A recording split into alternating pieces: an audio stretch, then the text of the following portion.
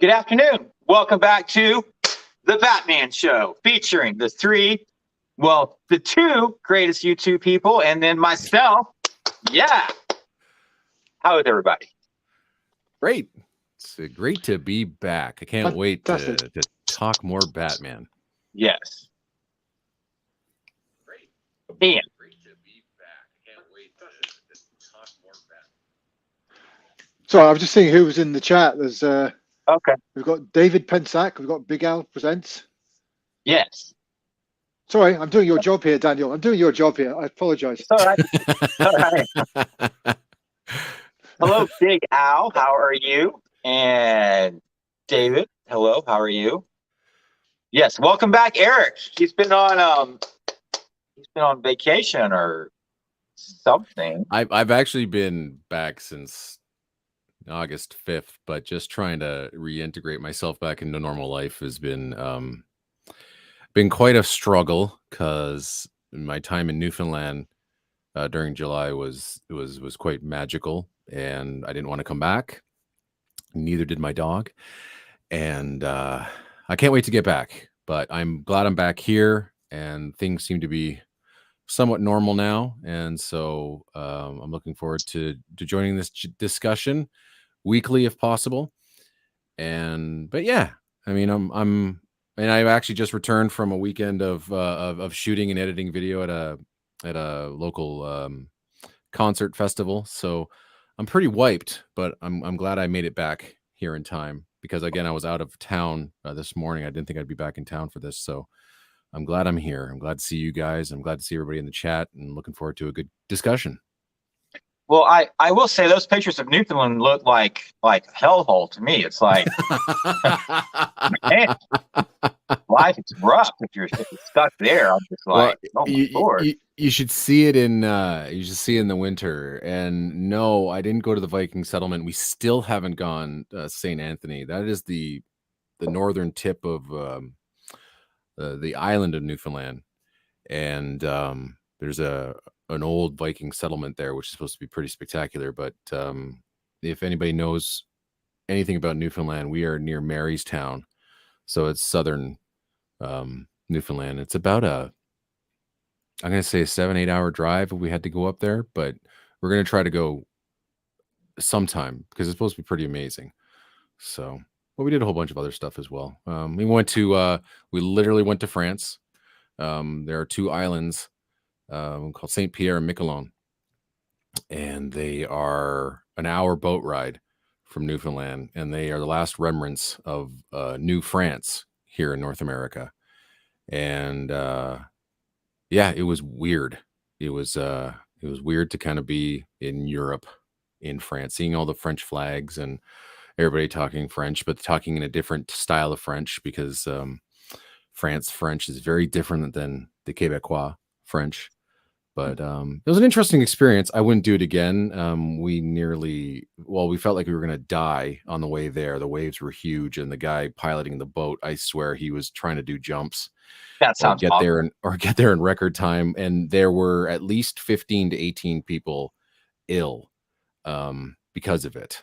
And that's not normal. They were telling us that rarely happens. So something went bonkers or went wrong. My daughter just was in the bathroom. Money's worth in that boat ride.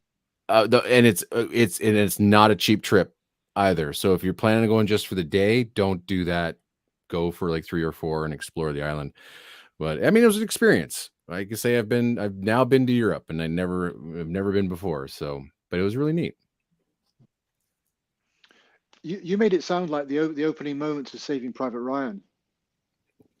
Yeah, pretty much. Yeah, awesome. That's what it felt like. And I normally don't get seasick, but this was bad.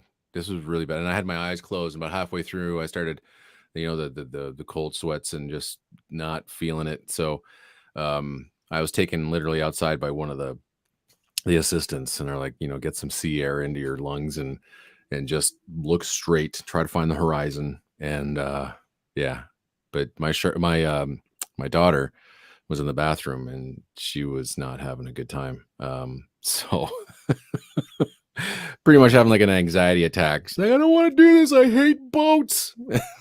So But besides that, the rest of the vacation was really nice. So I highly recommend it. If you have never been to Newfoundland, do it. Drive the Trans-Canada and stay in B&Bs and go off the beaten path and say hi to everybody. Just the nicest people in the world. The place is heaven. I feel it's a piece of heaven here in Canada. So I can't wait to go back. So how long did it take you to get from where you are in Canada to Newfoundland? So we drove. You drove, didn't you? Yeah, we drove, and we did it in about 6-7 hour shifts. So because we had the dog, and we didn't know how he was going to react, but we drugged him the whole way, and he actually did a really good job. But we didn't want to be on the road at dark, so it was about 3 days to get to Sydney, Nova Scotia, and then we spent the night there because we had to get on the boat at 5 o'clock the next day. So on the way back, it took us 3 days. So from once we got to Sydney, from Sydney to Kitchener, yeah, it was a 3-day drive, and it was fun. It was fine. It's really nice. It's sad coming back because you're in the mountains and it's all very scenic, and then you work your way through Quebec and then into kind of flat Ontario, and it kind of sucks. But on the way there, it's beautiful. It's like you get through Toronto, that hell in the traffic there, and then you kind of get into Quebec, and then you start seeing the mountains, and it's a lovely drive, and in through Nova Scotia is just absolutely beautiful. But it was I went to a place in Newfoundland I'd never been before. So we were in a town called Boat Harbor. There's about 73 people that live there. It's quiet. It's scenic. It's if you don't want anybody bothering you, it's the perfect place to go. Wow, while listening to the shipping news. Well, David is asking about what was the Lawrence of Arabia recording you were praising last time we were together. That's the Tadlow Music, and I'm not sure whether it was released on Prometheus Records, but anyway, James Fitzpatrick produced it, and the City of Prague Philharmonic recorded it or performed it with Nick Rain, and that is superb. It's my favorite rendition of that score. So, and it should still be in print through Tadlow Music. So, give it a look, and you won't be disappointed. And I think there's a whole bunch of other Maurice Jarre suites for the second disc. It's really well put together. Very impressive. Speaking about things, when Birdman. Oh, go ahead, Ian. Go ahead. No, just when you were doing your listen along the other day to your new Star Wars LP and the Close Encounters. I don't know if you saw the live chat for that. Did you? Because Eric and I were live chatting. I saw it today. Yeah. Right. I didn't see it at the time, but I did go back and catch it today. Right, because I actually found those recordings on Apple Music and I listened to them. I thought they were great, but you, Eric, said you were telling them to slow down. You're going way too fast, especially with was it the Star Wars one? I kind of like that. I thought that was okay. You're not a huge fan of that tempo? I felt they were just ripping through the end credits. They were going. I mean, it wasn't terrible. It just was like that's a bit quick. I think I would rather have something go a little quicker than slower, and also they managed to do something that a lot of orchestras that I find have a difficulty doing, and that's coming out of the Star Wars main title and out of the Blockade Runner and into the end credits. There's a weird transition from that suite, from the Blockade Runner music into the end credits, where tempos just fluctuate and some conductors just don't get it. One conductor that got it was Eric Kunzel, and Zubin Mehta did a great job on his version. It just flows perfectly. And I think the Varyuyan Kojian recording with the Utah Symphony Orchestra, they do a great job as well. Wonderful flow into the end credits from the Star Wars main title. And that's not the throne room piece. It's the first piece that was on that album. So But they do a great job with the throne. I mean, it's really, really good. And it's been a long time since I visited that album. And I picked it up at like a thrift shop for next to nothing. And it was coupled with some Strauss and the Planets. So, and they separated the Close Encounters suite from the Star Wars suite. So Close Encounters was on disc 1 and Star Wars was on disc 2. Oh. And but it still sounds, it's I played it after you did, Daniel, and it sounds really good. And I did a comparison with the Gerhardt version. I find the Gerhardt version still a little bit, I mean, there's no beating Kenneth Wilkinson when it comes down to recording soundtracks. I still find that the Gerhardt stuff that he did was superb. But I do find that there's inconsistencies in the Gerhardt recording of Star Wars. And so I actually prefer the meta recording that you purchased. But when it comes down to Close Encounters, I still give it to Gerhardt each and every day. There's so much passion in that suite. It's also 21 minutes long. A wonderful narrative. And but I think the LA recording, they did a really good job too. I have nothing bad to say about it. Again, just they really ripped through those end credits. But I think that for a Star Wars Close Encounters recording, it's really good. And if you can pick it up for cheap, I highly recommend it. I must admit, I did enjoy the playing of the LA Philharmonic. I've heard some of the recent recordings with what's his name? I've forgotten his name now. Dudamel. Yeah. And they feel somewhat polite. Underpowered. There's no kind of verve. There's no kind of. It doesn't have the same passion that meta recording had. I don't know if that's Dudamel or the orchestra's changed since then. It still sounds fantastic, but it's missing a slight little ingredient that just gives it that kind of wow factor. Yeah. Did the LA Phil record that third Spielberg Williams album with Dudamel? Or no, that was Williams conducting. Dudamel did a compilation though, didn't he? Not? Was that the LA Phil? That was the LA Phil, yeah. Yeah, and you're right. There was something missing about that recording. It's not a real criticism. It sounded fine, but it was just there's just something missing. That's I know what you're talking about. The only way I could describe it's just too polite. It was just too restrained. Yeah, that makes sense. You listen to those Gerhard recordings, and there's just some real power to it. Yeah, exactly.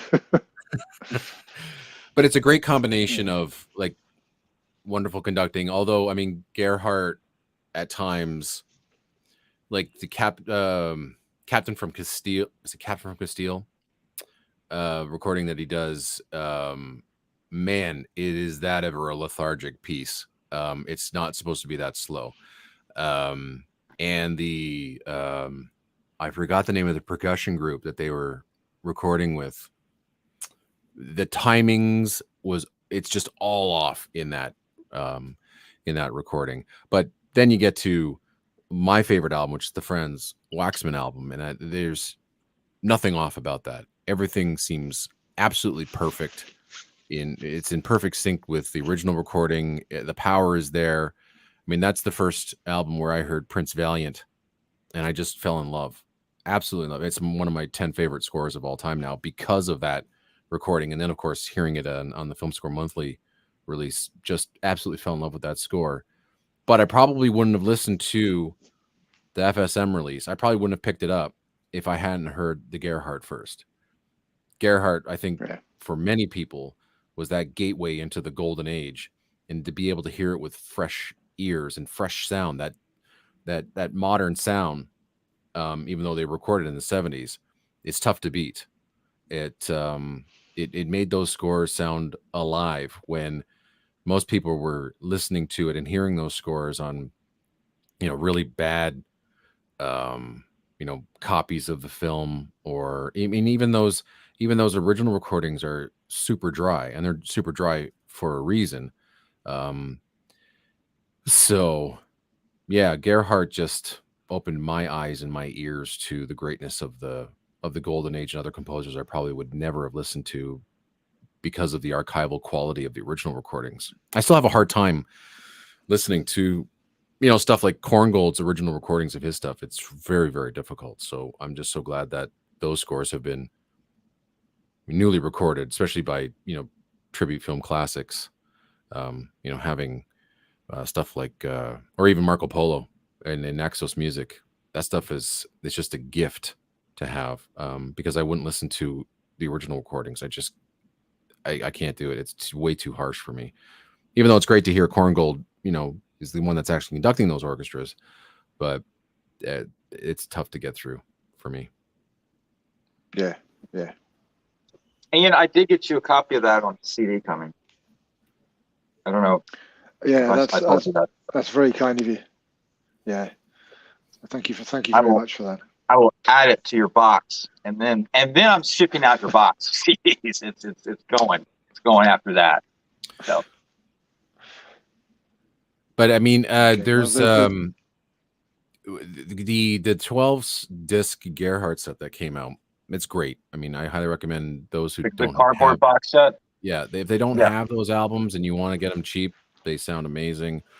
But what I would highly recommend you do is try to find the liner notes online somewhere, whether it's Music Brains or there's other places that have scans of like LPs, and you can find the liner notes. Those are invaluable. Yeah, that disc. Yeah. So pick that up. That's cheap, y'all. That's not an expensive set to buy. It's unreal how cheap it is. But the Sony Classical. Anyway, they released those red covered ones.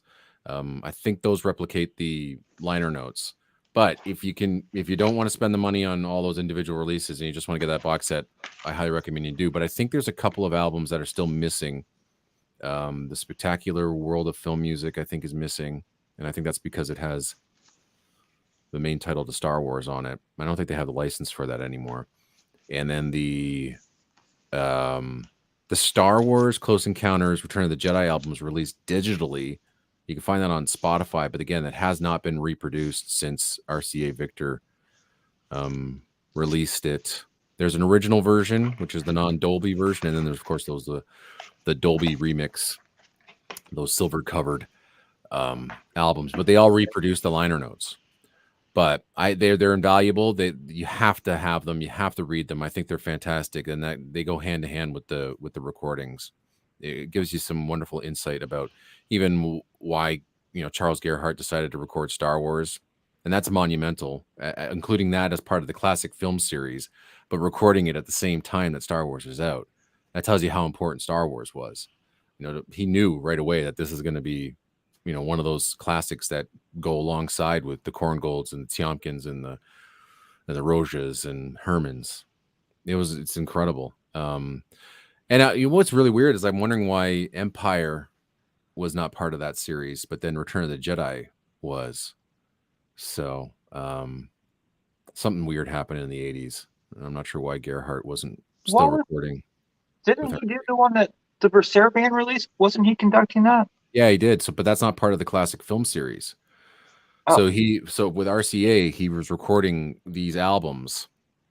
The Korngold album. Actually, there's 2 Korngold albums. There's the Actors series. There's the Herman album. But then something happened in the 80s where I don't know why Empire Strikes Back. I think that was on the Chalfant record label, and then Varese picked that up, and then he did Return of the Jedi. And then after that, he did another recording. I think that maybe had been Chalfant, the Lee Holdridge one, which is brilliant. And I think that was the last of the film music albums he recorded. He was supposed to, or at least he said he was going to do an Alex North one. There was plans for somebody else. Would have been great to hear him record some Jerry Goldsmith. It's just too bad that, the Alex North one I thought would have been splendid. Yeah. And maybe some more Bernard Herrmann. Because because I think the Bernard Herrmann albums were neat because it wasn't the obvious, and I think he did that on purpose. But that whole series is wonderful. But I think that collection is just missing a couple of the albums to make it complete. But it's still worth it. And then, I mean, if you do want a complete set, yeah, pick up the Star Wars album with Close Encounters, pick up Empire Strikes Back, even though that's not part of the classic film series, and pick up Jedi and the Spectacular World of Film Scores, which is a compilation of like the very best of the classic film series, including a couple of exclusive tracks that aren't on other albums as well. So, yeah, Gerhardt, if you don't have it, you got to have it. It's essential. I think those recordings are absolutely essential, much like the Elmo Bernstein recordings are essential. There's that great box set from Film Score Monthly. And then, the Tribute Film Classics series, the Tadlow series, and the Chandos series. The Chandos especially is highly underrated. All that stuff with the BBC Philharmonic. A lot of great albums. And I think we discussed the Eric Wolfgang Korngold. No, sorry, the Ralph Vaughan Williams set. That did we all pick that up? It was like a 3 CD set, and it was like on sale for like £5. It was next to nothing. Stunning recordings. So yeah, there's a lot of great re-recordings out there. I think that people should have in their collections. How much did you pay for your box set, Ian? Was it like about $30? Whatever, 20 pounds, probably less than $30, I would imagine. Oh, 30, yeah. But, I think for all that, I think that's a steal, really. It is. I think I paid around 40 when it first came out, which, I mean, it's what, 12 CDs? Yeah, that's 12 CDs, yeah. And but if you want, I mean, and for the high end audiophiles out there, they have been some of them have been completely remixed in, I think, high res audio. I forgot who released them, but I know there's about 4 or 5 of them out there. So it gives you that kind of like, that's the proper surround mix. Like the Dolby versions that came out with the silver covers really murdered Kenneth Wilkins' recordings. They still sound good, but they're not as bright as the original recordings are. And so I'm pretty sure that the Sony releases that came out, I'm going to say about 10 years ago, fixed that problem. And then I think those same mixes are on that box set. So yeah. Skirwinkle says he paid £20 for his set. It's great. And David said you're making him spend money. I've been spent all my money. Sound Engraver says, "What's up, Birdman and friends? Welcome, Sound Engraver."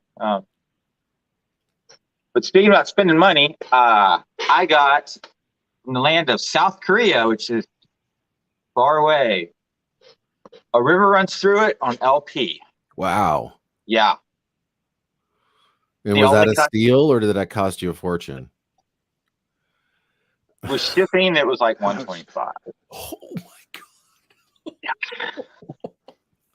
I called 2 friends. I'm like, all right, I'm on the ledge. I need you to talk me down. And they're like, do it. And I'm like, all right, I'm gonna call someone else. And then they're like, do it. And I'm like, but did you contact me about that? But I don't know what I didn't know about the price. I don't remember contacting. Okay, there was a couple of recommendations, but I think I was doing something else, and I'm just like quickly reading, and I'm like, oh yeah, of course you get it, but I don't know what the price is, and I don't know whether it's LP or CD, but that's a lot of money, man. It's a good score, but that's a lot. It was only released in LP in South Korea. Oh, is that true? Really? Okay. Or in Discogs. So, and there's nothing on eBay. There's nothing on Amazon. There was 2 copies on Discogs. And the one guy wanted more than $100 for his copy, and he said that the LP had scratches, and I'm like, I don't think so. And then the cheaper one was 100, and then like shipping was 25, and he said it was near mint, and I'm like, all right, that's fine. So, wow, yeah, What was the other one that you were considering? It was like $400. Star Oh, that Wars. Close Encounters test pressing. That's it. Yeah. But you know what? You're a collector. But I mean, didn't you're a huge fan, but you're also a collector. So that's out of my price range. That's out of what, why I have all the stuff that I do. I'm not a collector, but man, I could see you just salivating over that. See, and I had moved on in my heart and my soul to something else, and now you're like, oh no. I'm not trying to ruin you. I'm just I understand you. I mean, I get it. I mean, 125 for a River Runs Through It, I would never do. I mean, I got it on CD and that's fine for me. I rarely listen to it, even though it is fantastic.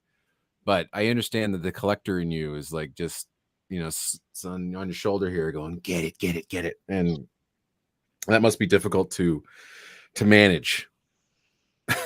I contacted the guy that's got the test pressing for Close Encounters, and I was like, I mean, is the price? I mean, can we discuss the price? And he's like, because in my mind, I'm like, if he comes back at 300 with shipping, it's done.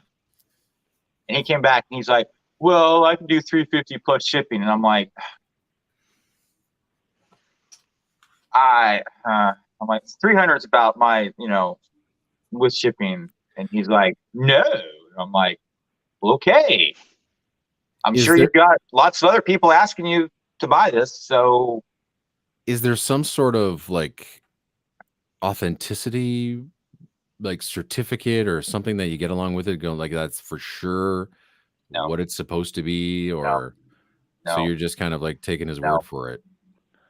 And I can't find any information on this release that they were planning that they just never went through with either. So this is because I know that John Williams, through the liner notes of the La La Land release, was planning a double disc or double LP release, much like Star Wars. And I think it's somewhat close to what the CD1 program is on the La La Land disc. It's kind of what John Williams was hoping to release to the world, but then they put the kibosh on that. And I mean, it makes it much more difficult to release a 2 CD set of Close Encounters because that was recorded in LA. So all the reuse fees and all that sort of stuff. But I'm wondering if that's the same program. You know who, I don't know, he might get back to you. I would highly recommend maybe contacting Mike Matessino. He's quite approachable. And if you can find him on Facebook and just DM him and say, hey, here's what I'm planning on doing. Mm-hmm. Is this thing legit? I would contact him because he would know. So, and I had no idea there was a planned 2 LP set of Close Encounters. See, this is 4 LPs. Oh, it's 4. It's 4. Okay.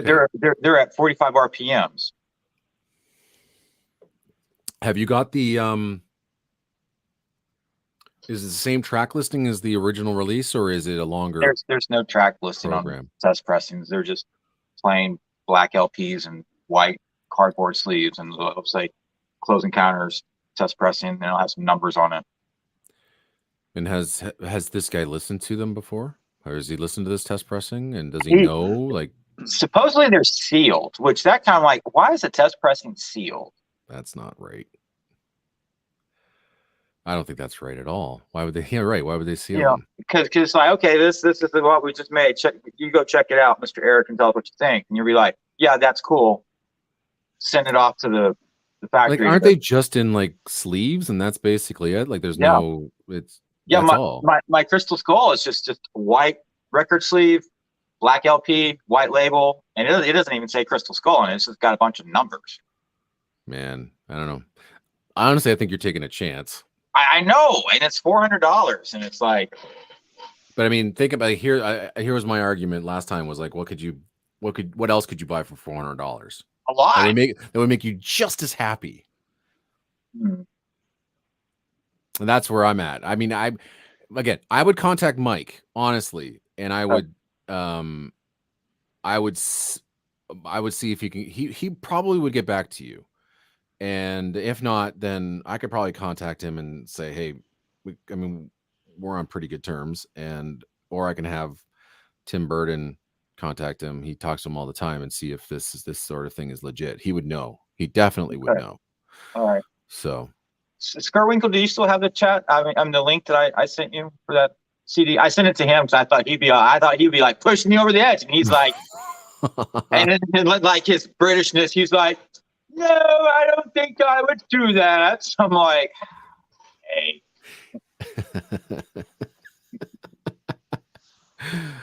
Oh man, That was an uncanny accent.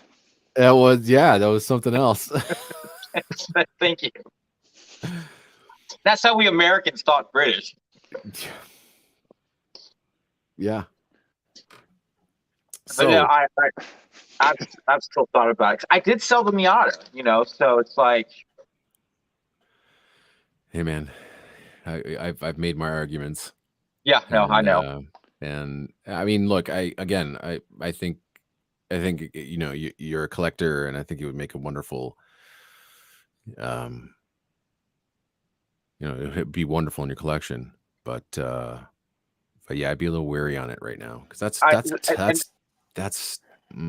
to authenticate. I know, and the guy's got a Star Wars set. I think it said 78 tapes is what they were labeled as, the 78s.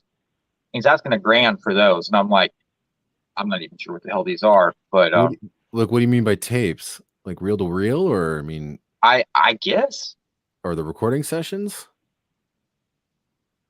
Would they be on real tapes like that? I don't know. But they're also in a package that says Star Wars. So this just seems fishy to me. I mean, I've got some movie trailers from the 90s, but they're just, they're not packages or anything. They're just film trailers. But is he? Sorry, but what does he mean by tapes? Like, is this the movie or is this the score? I think it's the score. Okay. I kept reading the description, but I wasn't quite jiving with my brain. I don't know. It all seems very vague. Yeah. Yes. Yeah. What does the chat think? I'd be interested to hear what they should he go for it? Should he take that money I got selling my car that I loved? Yeah, buy something else or go on vacation or take somebody out for a nice dinner. Well, Rose is a vegetarian, you also had the expensive. You also had the last Star Wars film LP, the FYC. Yeah, that just popped up on eBay. Yeah. Oh, wait a minute. Was that a genuine thing? Yes. Really? I don't think they're doing FYC LPs. That makes no sense. No. It's the CD. Oh, okay. All right. Yeah. CD. That also is, I would say it's suspect. And the only reason why I would say that is suspect is because I don't think that they are. Oh, that's not true. That was just for the Academy. So they probably do have them. I know for the Academy, they don't accept CDs anymore. But then again, there's other awards bodies. So I think I made that mistake on a current show I did. I'm like, oh yeah, there's other places where you can send this stuff and they don't have rules against FYC discs. So, and that is the only album that has the Falcon chase music. So last time it was on, it went for like 900 and something. What in the world? Really?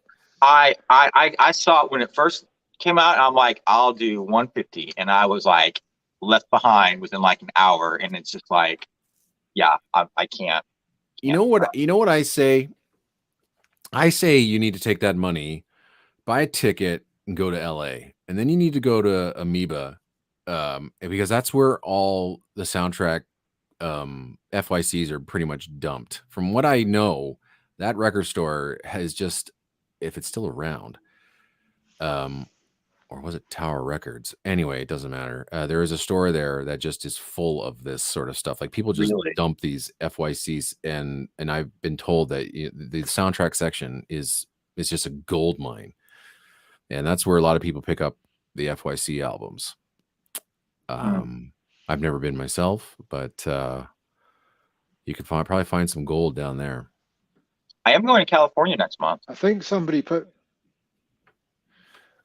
posted on one of the Facebook soundtracks. I can't remember which one it was. It wasn't your one, Eric. It was one of the many others, I think. But they said they'd been to this shop, and they had some great stuff. They had the Nathan Hayes expanded La La Land, but they picked them up for, like $5, $10, just silly prices. And they said that there were loads more there that he couldn't pick up. But Right. it sounds like a gold mine, an absolute gold mine of stuff. Yeah. So there you go. That's what you're gonna do. So forget this Star Wars disc. Just go down to LA and raid their soundtrack collection at Amoeba. I wouldn't. I'm not going to pay $400 for the Rise of Skywalker FYC. Good. The most I would do would be like $150. Good. And they would have to be like, on payday, and all the stars would have to align. So. Well, I'm trying to think of what else I could sell you on. Although, I mean, I haven't listened to a lot of new stuff recently. Although the Bear McCreary Lord of the Rings score Ordered. Yes. It's fantastic. It's great. It really is great. I mean, for a show that can't use or doesn't use any of the original themes, it just has that Bear McCreary sound, but it also feels so very familiar to what Howard Shore established without aping that sound. I mean, Shore's theme is kind of like, it's not great, but it feels like it's part of the universe. And then McCreary just, I can't count how many new themes he created. That's one that's just going to have to be explored over and over and over and over again.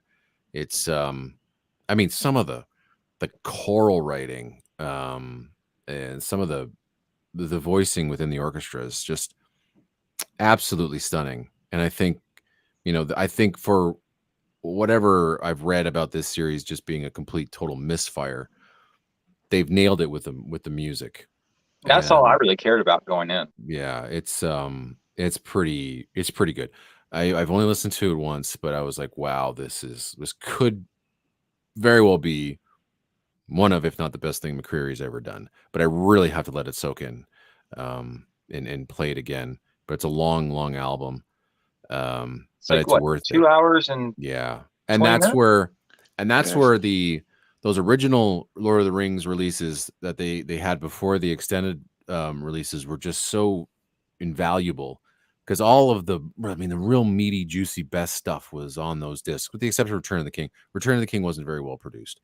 But the Two Towers and the Fellowship of the Ring, just one track after another, was all just pure greatness, all captured within, was it like 60, 70 minutes. And you could just hit that repeat button and just absorb all that. The problem I have with these 2-hour albums that come out without us knowing anything is that it's no matter how good it is, it can be quite a slog to try to get through that and find even the time to really pay attention and listen to it. So I've always enjoyed those, kind of like specially curated composer albums, the ones that come out first before the extended releases, that really highlight the best of the best. And so that's what I need with this McCreary album. So I got to go through and really pick out everything that I really, really like, and then listen to all that, and then hopefully get into the 2-hour plus album again. But I think film music fans and fans of the Lord of the Rings will be quite happy with what they hear. But that's kind of like, there's not many new scores I've listened to recently. Just haven't had the time. So yeah. Ian, did you listen to the Lord of the Rings yet? I've got it lined up because it's on Apple Music, but I haven't actually listened to it yet. But as Eric was saying, I've only heard good things about it, so I'm looking forward to listening to it. I'll watch the series when it starts streaming, just to see how the music fits in with that. As I always say, context can just enhance the music somehow if you know how it fits in with the visuals and the genre of the thing. So yeah, but I'm looking forward to listening to it. Yeah, you're not wrong. There Context is important. a link on YouTube. It's got the whole album if you want to listen to it on YouTube. And then Mondo's got it on LP if it isn't sold out, and CD up for pre-order. And that's surprising, and I'm glad they're doing that. People complaining that there's lack of CD releases. I'm glad Mondo's putting it out on a 2 CD set. I think they're finally seeing the value in CDs. Because did they do the Dune release as well on CD? Yes. Yeah, Dune had 3 CD releases. Yeah. So it's great to see that. I'm really happy about that. But it's interesting that they're getting into CDs now. I'm trying to think of like who's releasing this. It's interesting they put the license out to Mondo, and they the company. It's Amazon, isn't it? Sorry. It's Amazon. Yeah, it's an Amazon property. Huh. Interesting. Yeah. Skirwinkle, are you not going to get the Lord of the Rings LP as well, or are you just going to get the CD? Do you buy modern LPs? I don't think I've seen you show any modern LPs. Does anyone know if he gets Skirwinkle buys modern LPs or just old ones? I know he buys old LPs.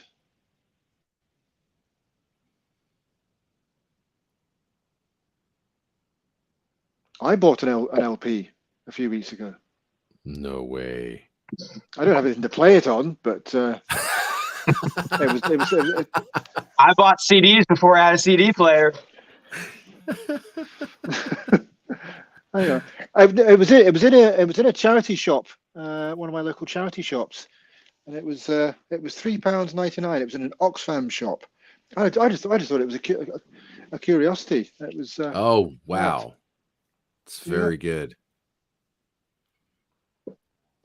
So, and it's a Jerry Goldsmith score that I haven't got at all. So I won't be able to listen to it, but one side's got it's only 4 tracks from the prize, mm-hmm. And then it's got music from Elmer Bernstein, Lalo Schifrin, all sorts of weird and wonderful stuff on it. It's just a weird thing. But yeah, at some point it sold for 50p as well. It says 50p up there in the corner there. I listened to just kind of like randomly. Wonderland Records released Jerry Goldsmith's Warning Shot. And they released the LP program, and I'm trying to find the track listing for it because maybe I'm wrong. Where there was did they release it twice? Warning Shot? Or was it there was a great it also includes what's it called? I'm going to butcher the name. Is it C S-I and then Zentner? There's an album called C Setner or whatever his name is. Plays music from the original motion picture score of Warning Shot and other themes by Jerry Goldsmith. And it was absolutely delightful. It reminded me of like some of those Lalo Schifrin albums where he'll just kind of play his best stuff, but plays in kind of like a jazzy, swingy way. So it's not really the original arrangements, but it was an absolutely incredible performance. And so, yeah, here's the it originally was on LP. It ran only 26 minutes long, and it features 6 tracks from Morning Shot, but then played everything in this kind of like jazzy, swingy way. Von Ryan March from Von Ryan's Express, the Mona Lisa theme from Warning Shot, then the theme from The Prize, A Patch of Blue, which was amazing, and then it ends with the theme from The Man from U.N.C.L.E. Highly recommend finding either that LP or finding the Warning Shot release on the La La Land Records, and it is great. Listen to it on repeat one day. I don't know how much the LP is worth, but I'm so glad I discovered it, and I would love to discover more albums. Like, I think the one that you picked up would be really interesting. Those kind of old compilations, like from the 60s and 70s, that did this sort of thing, but just performed music in different ways. And then Lalo Schifrin used to do this all the time. I mean, there's a live performance of Mission Impossible, which I think is absolutely one of the best things I've ever heard. Well, it's funny you should say that, because on this LP there is a Lalo Schifrin and his orchestra doing superb. The theme to The Haunting, inspired by The Haunting. So obviously the Robert Wise version of the film. Yeah, so. Neat. Yeah, there was. And it's got theme from To Kill a Mockingbird by Elmer Bernstein. Anyway, sorry. No. I mean, I'm curious to hear what that would sound like. I'm wondering if that was released. That album was released on the Film Score Monthly release of The Prize, and I'll have to find that album to see if I can verify that. I might be wrong.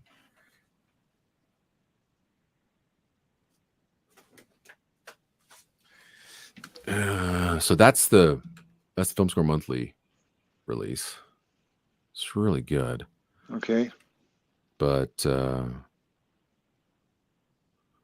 I guess there was a separate LP of just The Prize. So I think what you have is just kind of like a compilation album. But this has some LP tracks, bonus tracks that are just from this score only. So I'd be curious to read about what they released. And then I think they even released more music from The Prize on another Jerry Goldsmith album. Stuff that wasn't able to fit on this one CD, and they put on another album, which was kind of bizarre. But yeah, for those that have never heard The Prize is really good. Yeah, I mean, I've listened to it on Apple Music, and it seems to be quite. There's an hour and 16 minutes worth of music for The Prize on. Oh yeah, okay. Here we go. So they say The Prize were released on LP at the time of the film. However, the album included only 4 re-recorded Goldsmith cuts, combined with popular movie themes having nothing to do with The Prize. Yep. So are your LP tracks the theme from The Prize, Manhunt, The Night People, and The Courier? Yep. So that must be that album. So they have those LP tracks here, but they don't have the rest of the album on this album. But that would be interesting to hear the rest of it. Yeah, I think it must be that FSM album that's on. Apple Music, because it's got 33 tracks of The Prize, and then those or 32 tracks ending with King's Song, Prize Fanfare, Nobel March, and then it's got those 4 tracks, theme from The Prize, Manhunt, The Night People, The Courier, as tracks 33 to 36. Mm-hmm. So that's your album cover right there. So, yeah, that's my album there. Yeah.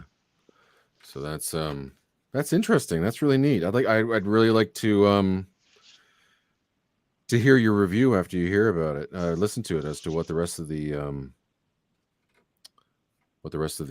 album sounds like. Well, when I find something to play it on, I will do. Yeah, so it says the LP, the Jerry Goldsmith score for The Prize, was considered too avant-garde in 1963, or as a practical matter, its cues too short to warrant a full soundtrack LP by MGM Records. Instead, Goldsmith re-recorded 4 cues from The Prize, which were combined with existing recordings of 8 other film themes. So he actually conducted this album. Is that correct? Yeah, MGM Studio Orchestra conducted by Jerry Goldsmith, it says, for each of his tracks.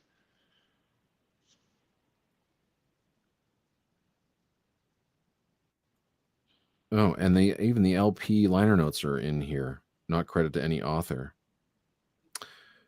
Interesting. That is very, very interesting. Yeah, I'd be curious. But for those that don't have this is a really cool early Goldsmith score that yeah, if you can find it. I don't know. Again, I don't know how much these albums go for. Is this one out of print? Nope. Still 1995 on Film Score Monthly.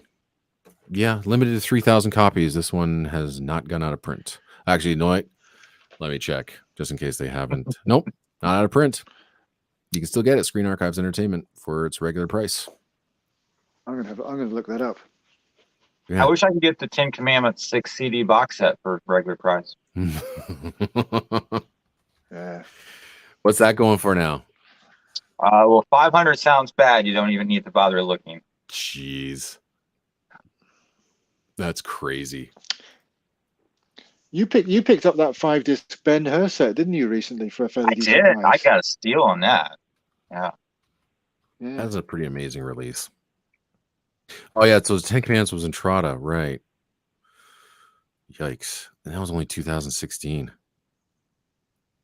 Whew. What was the original price of this thing? Because it just says sold out.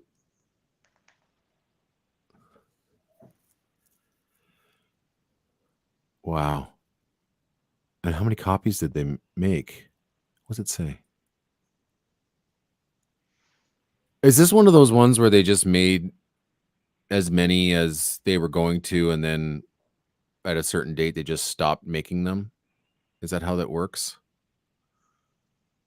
Because I remember they didn't put a limit, so it's like whoever wanted the soundtrack could buy it, but you'd have to buy it by a certain time, and then they couldn't press anymore.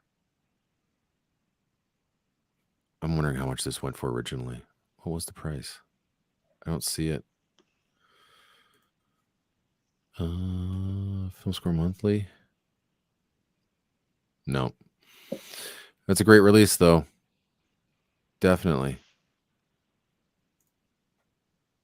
Yeah, I can't find any other information about the price on what's on it? If it's 6 CDs, I take it it's just the complete score and alternative stuff. CD 1 is music from the motion picture composed and conducted by Elmer Bernstein. So I'm assuming that's the complete score through to disc 2 through to disc 3. Disc 3 also has extras, alternates, and unused cues, then more additional cues, then the Elmer Bernstein original piano theme demos. Then disc 4 is the original 1957 Dot soundtrack album in mono, as conducted by Elmer Bernstein. Then you get the original 1960 Dot soundtrack album in stereo, as composed and conducted by Elmer Bernstein. And then you get the original 1966 United Artists re-recording album in stereo, composed and conducted by Elmer Bernstein. Now, it's interesting that the 57 album and the 60 album are 18 tracks. And by the way, these are totally different recordings. So one's done in mono, it's 60 minutes length, but then the stereo one, completely different recording, same program, just a little bit faster at 59:56. But then in 1966, and I'm assuming maybe that was a double album at the recording time, but then he did a just under 30-minute program, 10 tracks for the 1966 album. That just seems really short for such a expansive, lavish, long score like this, but that's what you get. You get a whole lot of 10 Commandments and 3 different versions, all the alternates, piano demos. It's quite an extensive release.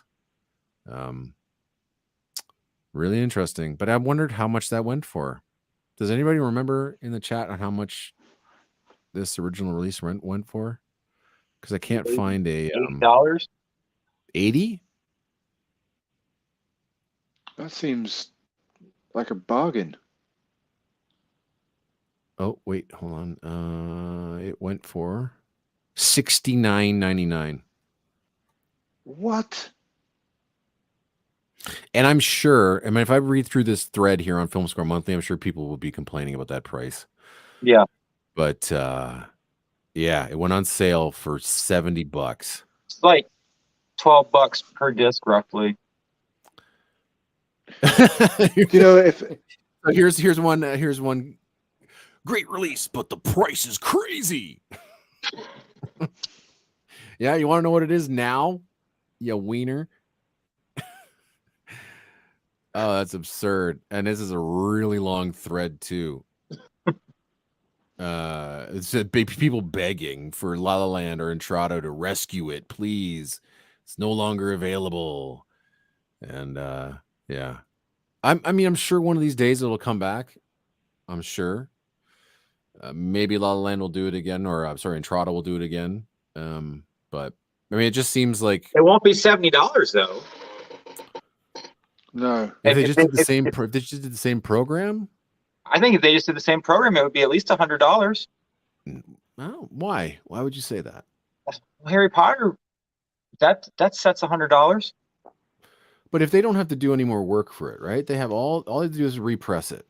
Okay. It would be the same. I think it would be the same price unless they add something extra to it. I don't know. Maybe add some more. I don't know. Having 3 different versions of the recording. I mean, I would never listen to the mono recording. Although, I mean, that's not true. I'd probably listen to it once. But it's mono doesn't really. Oh, that's. I mean, there are some pretty good mono recordings, like the Big Country. The original recordings in mono, and it sounds pretty good.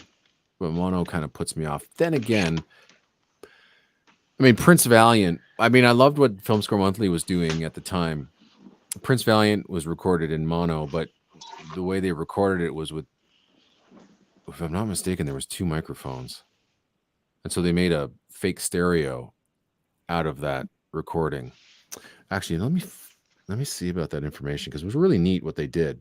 And they managed to take a mono recording and make it into some sort of faux stereo.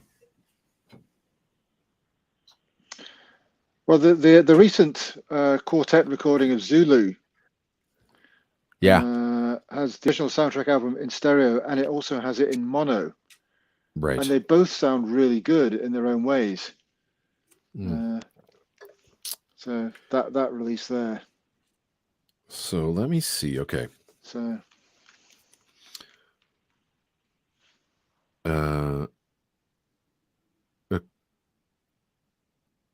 Do they mention how it was recorded? So yeah, it says the music was stored on 35mm magnetic film stock, and when remixed in modern stereo, offers a rare opportunity to hear this classic golden age score almost as if it was performed today. I mean, that's a bit hyperbolic, but it sounds pretty good for a 1957 recording, or 54 recording, sorry. But I'm trying to figure out how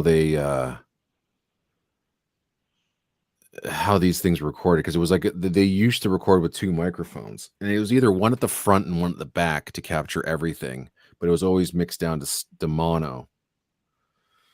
But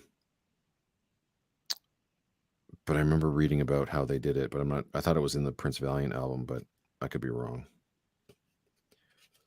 But if you don't own this, it's a freaking gem, absolute gem. And it was all dedicated to Charles Gerhardt, I think, just died before this was released. And they dedicate the album to Gerhardt. I mean, that's how important not only Gerhardt was, but Prince Valiant was as a score. I mean, it's amazing. It's so great. It sounds so modern too. But if you don't own this, I highly recommend you do. It's just a wonderful swashbuckling adventure score. Great stuff. One of their earliest releases too, because it had these weird covers, right? You know, they take a still and they all look kind of strange. And then they used to take all the photos and they would make them like either the mono, they have these weird monochrome, but they put them like in different, like that's a purple color. Everything has kind of had this purple wash to it. It might look black and white to you there, but yeah, these are fantastic releases. Didn't somebody just do a Film Score Monthly video? Who was that? I thought I saw that online today. Yeah, that was at Skirwingle. And I thought he would have had like, thousands of them, but he got through the video pretty fast. Disappointing. I told him the story. I guess it was like 3 or 4 years ago. A guy on eBay had the complete catalog that he was selling, everything, and it was, I think he wanted $3,500 for it, and I was just like, oh. But like the real kicker was it was local pickup only, and I'm like, are you kidding me? Oh no. Really? Yeah, I mean, well, I could get trying to package all that up and send it would be quite expensive. But I kept looking at it, and I'm like, well, I could buy the whole thing, and I can sell like this disc right here, and sell that one, and sell this one, and sell this one, and I could make money off of this. I piecemeal it out, but I'm like, but then I wouldn't have everything. Right. And if you buy everything, I think you're morally obligated to keep everything. Right. I mean, it depends. It depends what you're buying it for. If you're a serious collector and you've got money to spare, and it's money doesn't mean that much to you, then buy it. But some people would buy that, and as you say, they would say, well, I can sell that here, I can sell that there, and I'll make money off this. I'll pay $3,500, and I can make $6,000 off this. It depends what people want it for. Yeah. I feel like if you got the chance to have like the complete collection of something, unless you've already got certain items in it, you should probably keep everything. Because I know a lot of toy collectors that are just constantly chasing the complete collection of Star Wars or G.I. Joe or He-Man or whatever. So very few have everything. Right. I mean, it's such a vast collection of music. It was a lot of CDs. It was a lot of CDs. Yeah. And this was all Film Score Monthly stuff? He had everything. All the box sets. It was all there. I don't know if it ever sold or he just gave up, but somewhere along the line the auction was not on my watch list anymore. And I mean, that's that's an exhausting endeavor to kind of, if you've never listened to any of that stuff. I mean, and thank goodness, I mean, again, due to the nature of my show, I didn't spend a friggin' cent on any of these. But I was able to, that's the thing, is I wouldn't have them if it wasn't for Lucas. Lucas saw value in the radio show. And so he sent them to me with one stipulation, that I buy a subscription to his magazine. Okay. So I said, all right, that's fine. But at that time I was on FM. I was doing a weekly show, and every 3 months I would take, because he was releasing 2 CDs at a time at one point. Before it was just like 1 month was Golden Age, 1 month was Silver. And then I think he was doing Golden Age Silver every 2 months. So every month I'd get a package. Sometimes he would do like 2 releases in a month. But every 3 weeks, 3 months, I said to him, I would do a show dedicated just to Film Score Monthly. And so that allowed me the time that I needed to listen to everything that he was sending me, and stuff I'd never heard before, stuff I didn't even know existed. And other times it was like, wow, you're going to release that? I get to hear that for the very first time. Like, for instance, I had somebody sent me the bootleg of Basil Polidoros' Big Wednesday. And I remember just, wow, this is amazing. I got this early Polidoros album, and it sounds so good, and I hope one day someone releases it. I never thought in a million years it would be Film Score Monthly, because they were so they concentrated on a lot of the Golden Age stuff and some Silver Age stuff, but they never really crept into the 70s. And then once they started doing that, and then even into the 80s, once they did Big Wednesday, I mean, I was like, wow, this is amazing. And then you had Towering Inferno, and I never had that album before, and that became a huge collector's item. Which I still is. I think for about a second I thought, of selling because it was like $500. And I thought people want it and people are nabbing it for that price. But there were other scores that I was listening to that I'd never heard before, like Bronislaw Kaper's Lily, which I'm pretty sure he won the Academy Award for. I never heard that score before, and it was just delightful. There's a lot of John Barry stuff. Alice in Wonderland I heard for the very first time because of Film Score Monthly. Again, Prince Valiant. Again, having only heard the 10-minute suite, and then when they released it and hearing that as complete as they got it, even with some of the, like they had to, I think, pretty sure they had to bake the tapes, and there was a couple of cues that had some warbles, including an 8.5-minute track that they presented as bonus material because it was so badly damaged, but it really isn't that bad. I'm trying to think of other ones that were just like the whole Man from U.N.C.L.E. series. I'd never heard a moment from those scores. So being able to get to hear that, I mean, Film Score Monthly, I'm sorry, I'm really sad that died. And I'm pretty sure Lucas almost killed himself, releasing this stuff. I mean, the task of being that kind of single guy who's going to do all of this and run a magazine at the same time. I can't imagine how much work he put into it, but I really do appreciate. I mean, he introduced me to so much great music because of Film Score Monthly, and it was really sad to see that kind of go away. And he's doing these albums the right way. I feel getting the right people to write the liner notes and the right people to mix these things. And I hope that La La Land and Entrada. I mean, there are some albums they've picked up and they've re-released, and I hope one day that all the stuff, like all the Roja stuff that came out.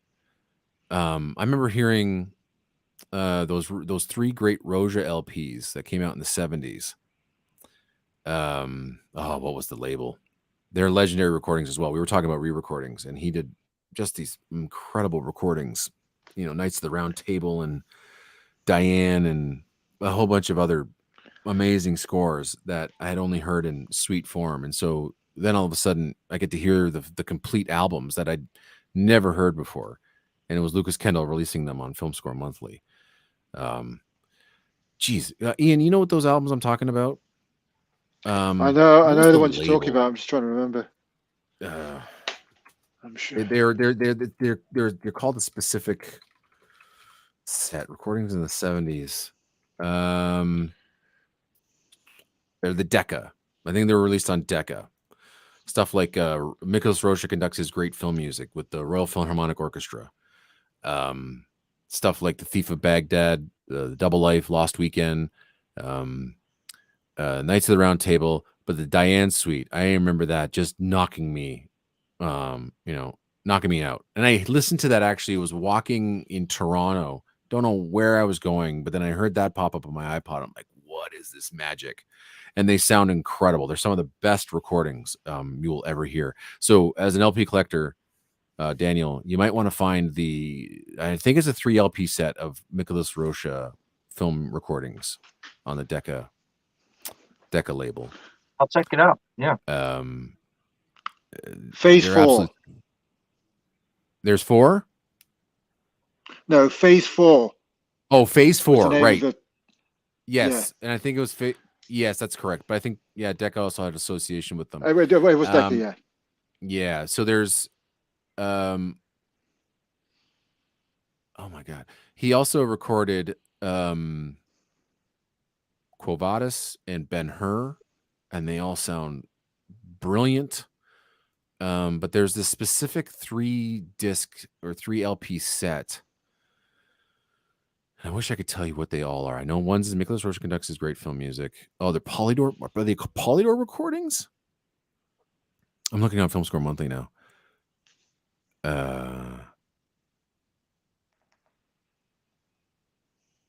Well, anyway, if I can find the names of the albums, I will let you know. But I highly recommend you picking them up.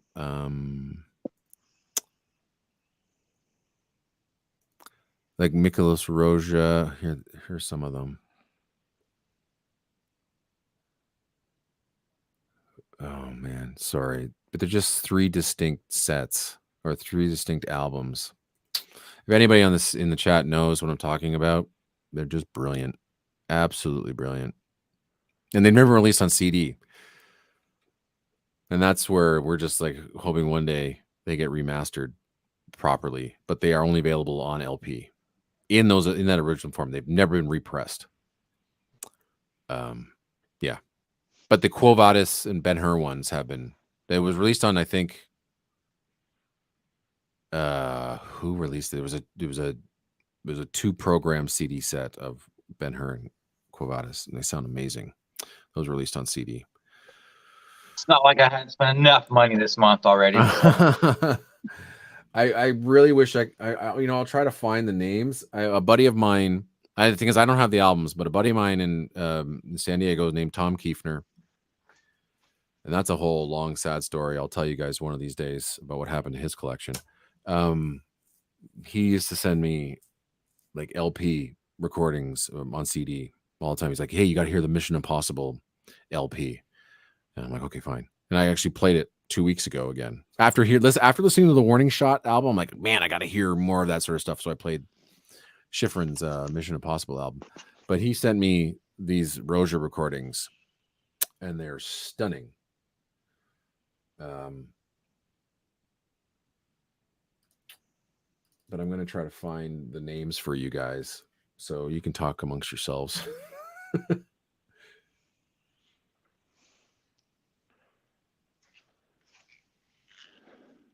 That's the one you got, isn't it, Daniel? That's the one I got. Yeah. One. Yeah. Have you listened to it yet? Not the whole thing. I'll pick a disc at a time, and I'm kind of like almost ashamed to say, like, I do understand when Eric says sometimes it's better just to not have the whole score, because it's when you're looking at that all those CDs, it's like I want to sit down and just not do anything and just play everything, and that gets harder to do the older you get. You know, back in high school, I could take an afternoon and just sit and listen to something, but at this point in my life, it's kind of difficult to do that. I must admit, the only time I listen to anything at any length is if I'm out walking. I'll take my iPod with me, and if I go for a walk, I'm out for maybe 3-4 hours, and that's just 3-4 hours of just listening to film music while I'm out. So I'm in a world of my own, and it's absolutely fantastic. So you're just in the open air, lovely countryside, and just whatever takes my fancy. You know, sometimes I'll see something at a distance and think, oh, that reminds me of that score. I'll listen to that complete score.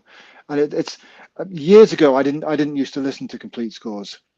I used to get the score, and there used to be a particular track that I'd want to listen to, and I'd listen to that track, and then the rest would get forgotten. It's only in the past kind of 10 years or so that I've been going back and finding just absolute gems of music on, you know, listening to complete soundtracks, because I've never really properly listened to them before. So yeah, I should probably take all of that Ben-Hur and like download it on the phone or something for my flight to California. There's 6 hours of it. Over 6 hours. It's a lot. It's a lot of Ben-Hur, but there's a whole bunch of different recordings on there, right? And different albums, there'll be a lot of repetition, because I think there's 2 or 3 re-recording albums with different orchestras of, you know, kind of highlights from the score, as well as the complete score, and tons of alternates and all the usual good stuff. So yeah, I don't think it's something you listen to start to finish, but I think you'll find something to like, and you'll find something very specific in those sets to go, that's probably all I'm going to get from this. But I'm glad I have it all, but that's what I'm going to lean towards when I want to reach for it again. That's what I find with a lot of like those big albums like that, like the 10 Commandments one. It's like, oh, maybe I'll just listen to the re-recording. That seems to be, or like, you know, like the 29-minute re-recording on disc 6 of 10 Commandments. That's enough. It's enough for me at that time. And it sounds really good too. So the albums, the Ridiculous Roja albums, Daniel, if you want to find them. Right. One's called Miklos Roja Conducts the Royal Philharmonic. Okay. The other one is Nicholas Roja conducts his great film music. And then the other one is called Roja Conducts Roja. And they're all Decca releases? They're either like Decca or Polydor or whatever, but they have a very distinct kind of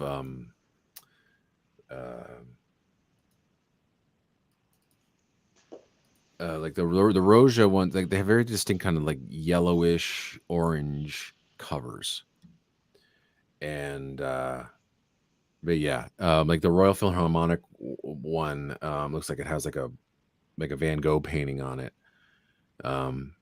That has Night Without Armor, Tribute to a Bad Man, Moonfleet, Lust for Life.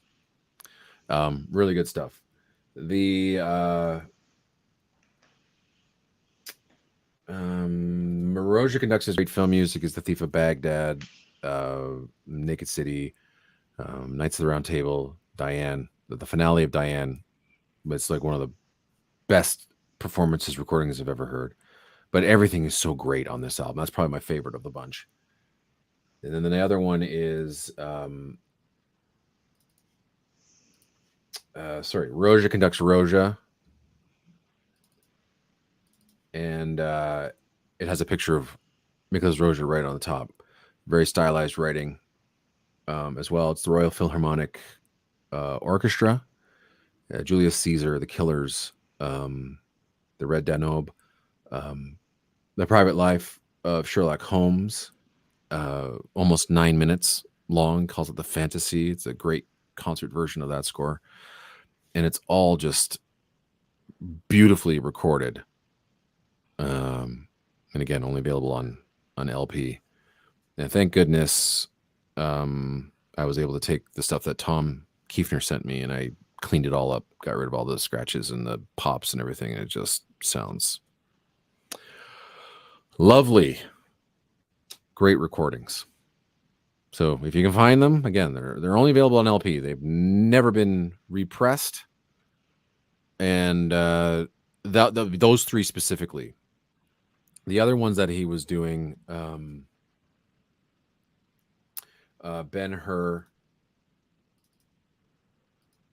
that was, I think, the National Philharmonic Orchestra and Chorus, and he did Quo Vadis with the Royal Philharmonic Orchestra. You can get those on CD on the Vocal Lion record label. And each of those albums, I think, are about 50 minutes long. What's the chase music from Quo Vadis? The carriage chase. It's just thunderous, absolutely thunderous. And those are all done in all those recordings are done in the mid to late 70s. So yeah, if you're gonna spend some money or you're gonna look for something and you're kind of interested in Roja's music, just that kind of like that sumptuous, lush, like full-bodied, amazing thematic scores, you can't go wrong. Thank you. I'll check them out on eBay. And I hope you get them for a good price because, again, those just seem essential. And I hope one day somebody re-releases them on a CD for everybody to hear. Those should not be just stuck in, the LP realm. But what I'm looking at here on Discogs for, let's say, the Roja conducts his great film music. It was last sold in May. The lowest was $4.11. The highest was $6. Yep. There are 19 for sale, starting at $1.50 for $18 shipping. I hate that. That should not be allowed. That's got to be like a foreign shipper. Yeah. But you can get it for $19.50 with the shipping. I'm sure there's cheaper alternatives, but the album doesn't go. I mean, some of them are selling them for like $12, $15, $20, but the lowest is $1.50. They're in between like $1.50 to $10. I'm sure you can find them. I mean, I'm sure many of these sellers don't really realize how valuable these are at these prices.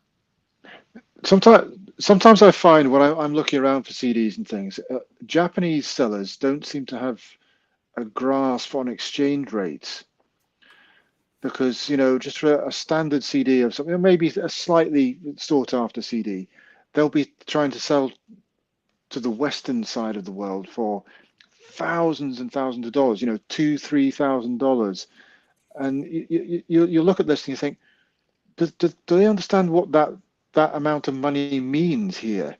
Hmm. I don't know whether they've made a mistake in the listing, but it happens all the time with Japanese sellers. I don't know whether they're selling them for these prices. It just seems a bit ridiculous. I just look for any sucker to buy it for that price, I guess, right? I mean, it's as valuable, I guess. What's the saying? Like it's if whoever you can finds. get someone to pay it, then yeah. It's worth as much as somebody's willing to pay for it, I guess. It was like those Lord of the Rings CDs that, the expanded releases that came and went, and then they were just up for absurd prices. And I'm just like, are people really buying those albums for that much? And again, for about a second, I thought, I've got them. I can put them up. I also have what I'm assuming would be a rare promotional release of Return of the King, same program, but they're the promos that were sent out by the record label that have no cover art, like quickly printed CDRs. I'm wondering how much something like that would go for on the collector's market. I have it. It's in a box. I'm never going to listen to it again. But then again, I'm like, it's mine. It's, part of my babies. But again, for about a quick second, I thought, I wonder. Yeah, I mean, I've got probably worth something, but if I got rid of it, I think I would regret it. I'd have money and I could probably buy a few things. And I thought, further down the line, I'd have thought, why did I sell that? I really wish I hadn't. Yeah. I mean, like I said, I've thought about it for about a few seconds with some of them. I mean, at one point, just out of sheer desperation for cash, I was like, I'm going to sell the whole damn lot. But then I'm like, that's just a ton of work. And, I mean, they're not going to go for as much as you think they are worth. And so, yeah, no, I know what my kids are going to do with these when I eventually leave this earth, but it's got to be worth something. I hope. I mean, I'll just donate them to a library or you're not give them dying to someone anytime soon, though, right? No, not yet. I'm not planning on it, but I will let you know. I'll let you know if anything happens. I want to send this I'll send this collection many years down the road to somebody who's going to actually appreciate it. Give it to some young collector who's just starting looking for something. I've thought about it. I mean, that was an interesting question brought up many years ago. I think it was either on Facebook or on Film Score Monthly. It's like, what do you do with your collection after you kind of leave? And you're like, who do you give it to? A library? Well, I don't think they'd appreciate it.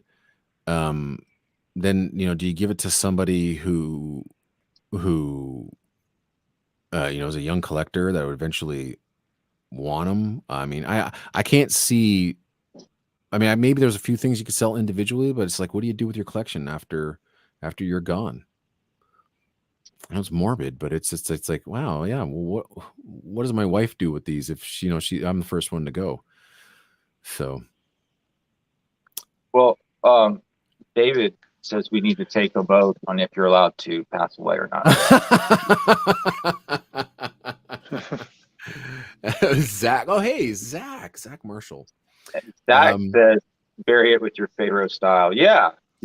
Maybe I'll give it to Zach. Zach is somebody I worked with at an old production company, and he shared my love for film music. He understood my love for film music, and so it's great to see him. Great to see him here. And I mean, there's no other person I've met in this entire world that has a more encyclopedic knowledge of The Simpsons than Zach. There were times where he would just walk by that, or who else was it? He would just rattle off lines from the shows, and I hadn't watched enough Simpsons to know what some of these jokes are, but he was just so fast. just on the money. Boom. Simpsons. He was a riot. I miss working with Zach. Yeah, he was definitely a light in that that kind of dark tunnel of that production company I used to work with. So it's great to see him here. Anyway, Ian, what would you do with your collection if you were to pass on? I'm with Zach. Bury it with your Ferris style. I'm getting an oversized coffin, and if I know, even if I have to get a normal sized coffin and just break up CDs so they all fit in there, in my coffin. Even if it doesn't, I don't know. Does CDs melt? Don't they? You know, just heat them up, and then you can just kind of body form it, like vacuum form. Yeah, vacuum. Melt them all down, then vacuum form them over my body, and then bury me in my CDs. I'll do it one better. I mean, eventually, I'm I'll be cremated, but what I'll do is I'll just have somebody take a video of me going through, but my whole entire collection on boxes, follow me through, and just watching people like, no, don't. They're all coming with me. They're all coming to me to hell.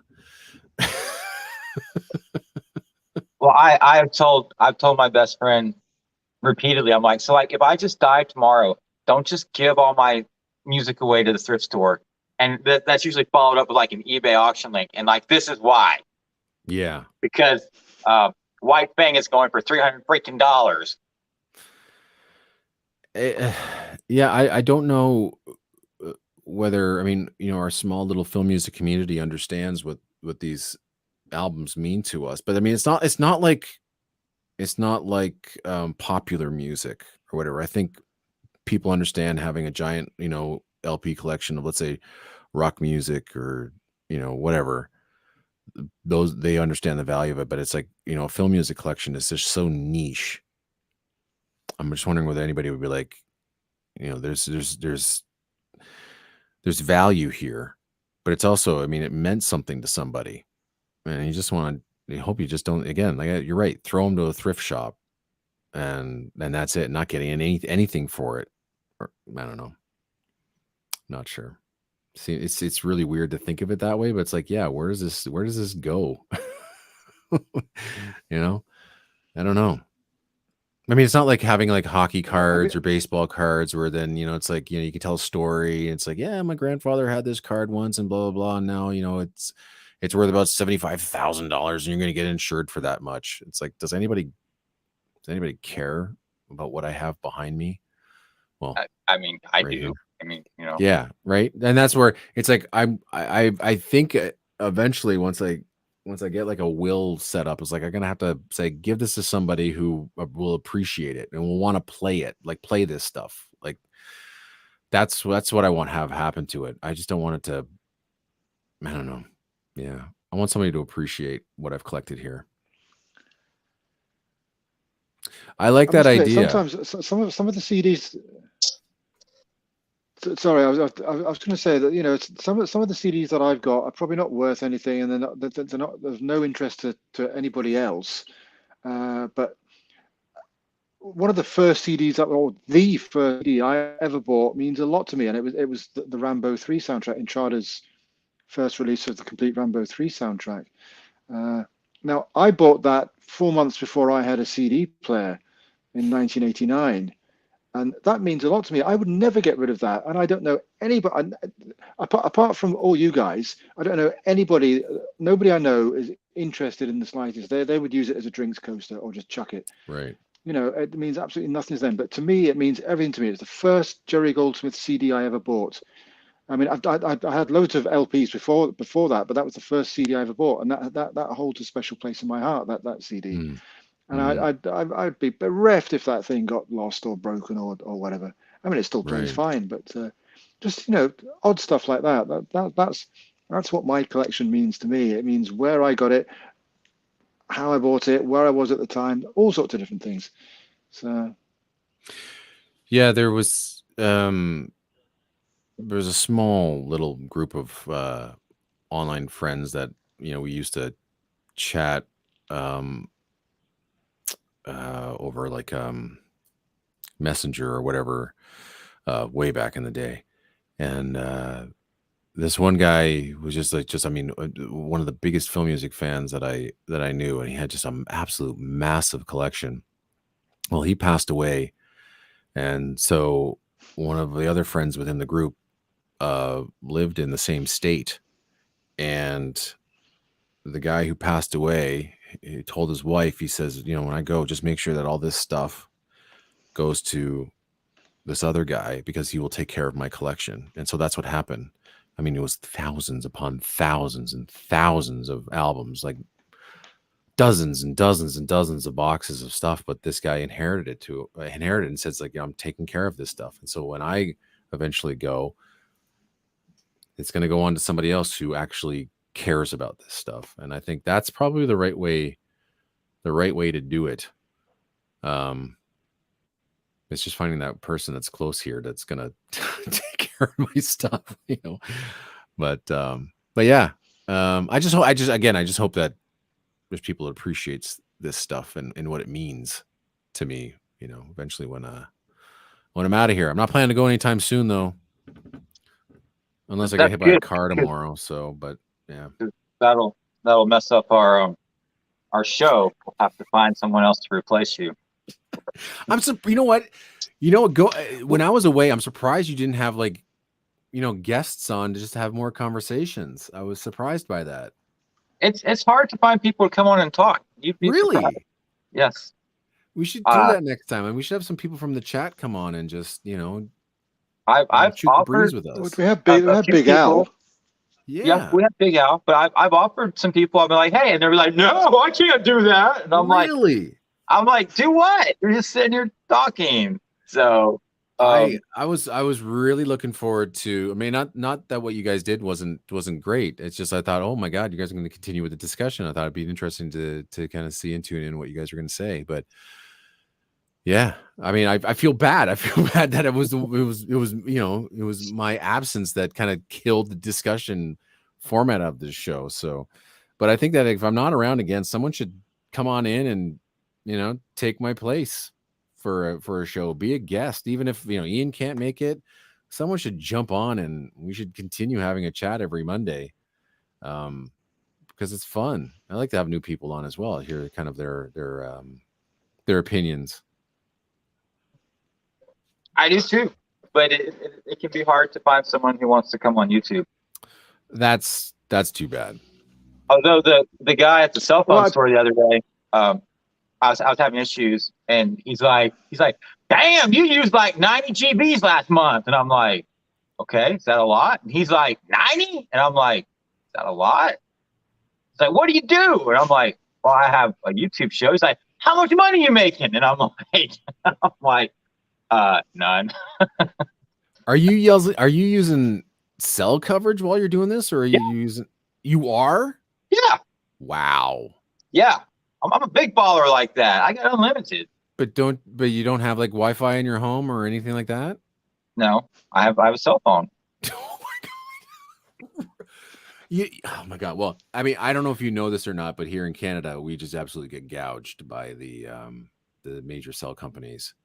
So like, I don't think we have an unlimited plan. If we did, it would be like $300 a month. I'm paying for like 20 gigs a month for my wife's and my phone. So cute, 20. Yeah, no, I know. But that's what this. You should really look it up. See what's like here in Canada. We're getting hosed. It's about 170. No, what was my bill? It's on my phone. 200 and something odd dollars for the 4 phones that we have, and 3 have data, and my daughter's has just like a phone line. I'd be thrilled to only pay that a month. Yeah, I pay about 400.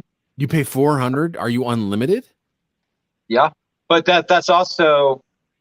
See, I thought the United States had better rates. Okay, well, that's 2 Samsung phones, 2 tablets with payments on them, and then 3 watches with payments. And they all have separate accounts. Yeah, and okay. I'm just the guy that pays the bill for all these people. So. Oh, right. Okay. Yeah, but I mean, but let's say you had an individual account that was unlimited. Yeah, right? it was just me it would be, if it was just my cell phone and my number, I'd probably pay like 110. Wow. I mean maybe 130. I mean, but it wouldn't be much Interesting. less than what I'm paying. So. Yeah. Wow. See, now I'm thinking, can I add you to my cell phone plan and get you unlimited? Probably not. No. I mean, no, because we're using the Canadian. It's all through about 2 or 3 major companies here. I mean, there's all smaller little companies, but they all run through I think the same towers and service that the big boys have here in Canada. Okay. And it's just the rates are ridiculous. But anyway, we go with the smaller provider, so we get better deals, but it's still not great. It's not great. It's not a nice expense to have, but I mean, wherever you go now, you can't leave the house without a cell. And I remember when maybe about 20 years ago, it was like, I'm never going to get one. I was like, never. That's just a stupid expense. But yeah. But now it's like you can't live without one. I mean, we were at this concert festival for the past 3 days, and it was the only way we were contacting each other. I mean, forget walkie-talkies or anything like that. It was like phone calls. It was like or text messages or whatever. And so that was the only way we were able to kind of because it was such a huge event, 3 stages. We had 2 cameras on the go, and we were doing same day edits of the festival. So we're trying to get cards back to the editor, who was my son, and then going back out and shooting another group, and then coming back. Here's the card. You don't know that but it's like, hey, are you gonna be there at 7 o'clock at this stage? It's like, okay, fine, we're going over there. But that's how we were communicating. So yeah. Anyway, what else film music? Hey, did any of you see the God, I hate IndieWire, and I hate promoting anything that they do because I think they're absolutely tone deaf. But they apply to a very specific target audience. But they did the 25 best scores of the 90s. Oh, what are they? Well, this has prompted me to do this. I am going to. I could come up with a top 25 list with at least 47 things on it. It prompted me to write down all my favorite scores for each and every year, just which ones I liked, and then kind of boiling it down to a top 20, 25 myself.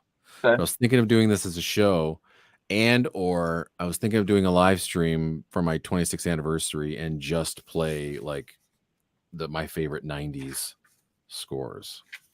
I'm still not sure what I want to do, but I'm not going to unveil my list just yet. But I think I'm going to save it.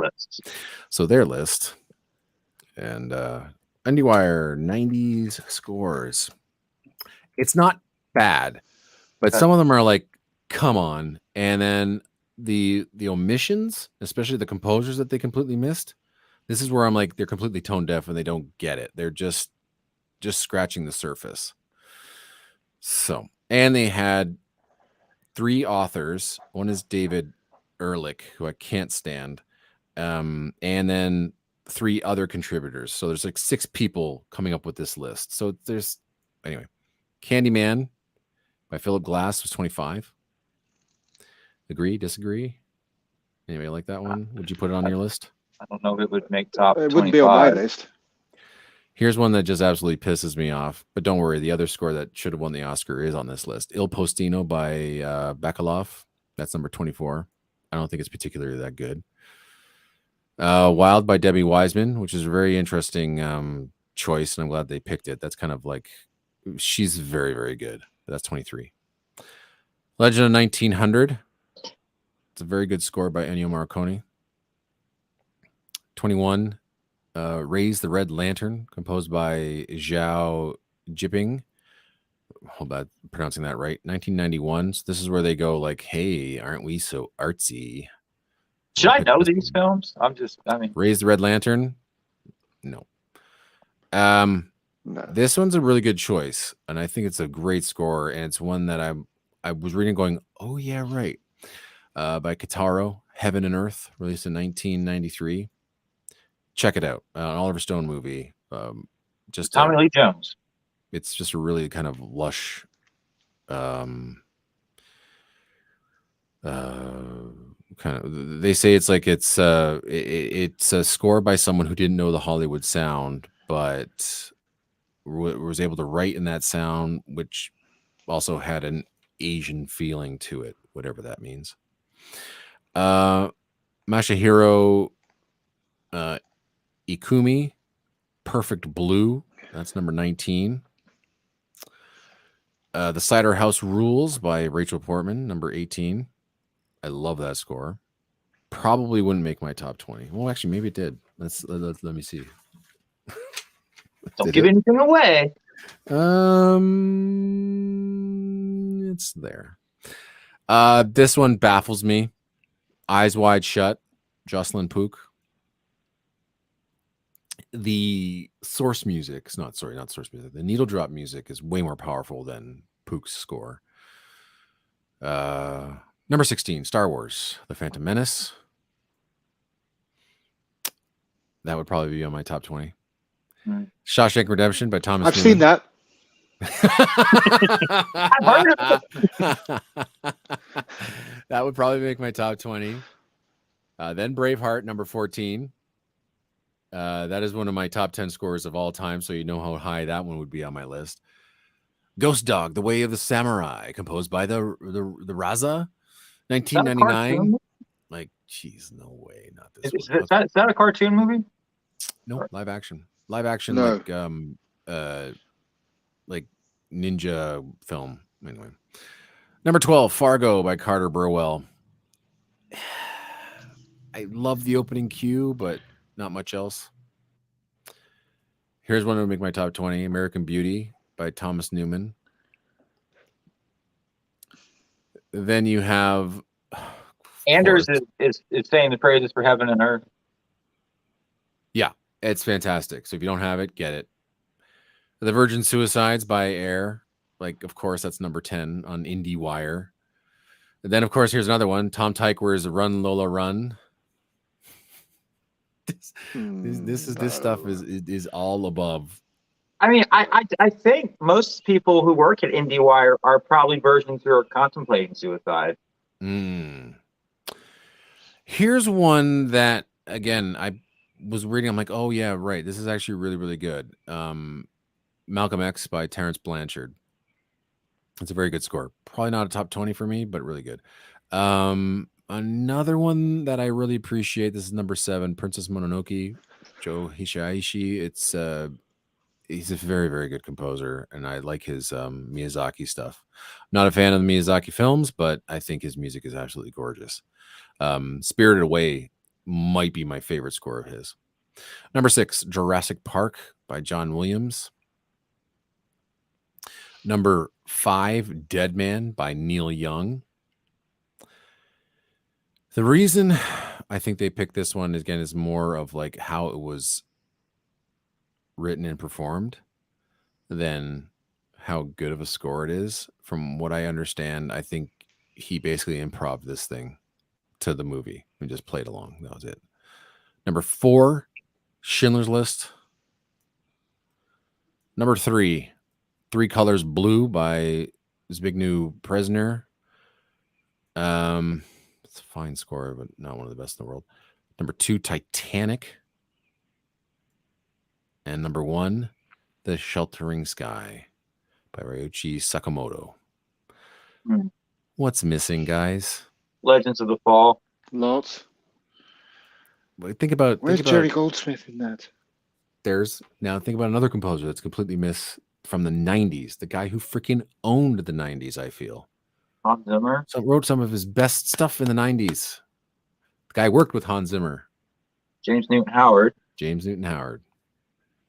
How is he not on this list? And then how is not one of the most revolutionary, amazing, outside of the box scores ever written not on this list? How's The Matrix not on here? Blows my mind. blows my mind. And especially for an IndieWire list, I'm shocked that people forget The Matrix. They even forget the trilogy. I think it's just as good as the Lord of the Rings trilogy. I think it's one of the best trilogies of all time. Shocking. But it's shocking that there's no Goldsmith here. It just, like, what? Do they forget? But it's IndieWire. Anyway.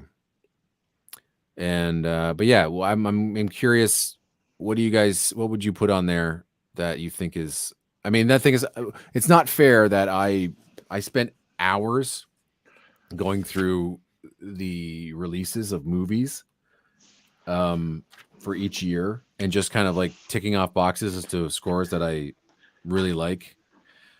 Like, where's Dances with Wolves? Yeah. How about let's pick up some really good ones. I mean, I could do without Jurassic Park being on there. That's interesting. Where's Total Recall? Yeah. How about Oh, let's say Basic Instinct. The Last of the Mohicans, which I thought would be an obvious one. Yeah. And Basic Instinct. Basic like Instinct. Ian said. How about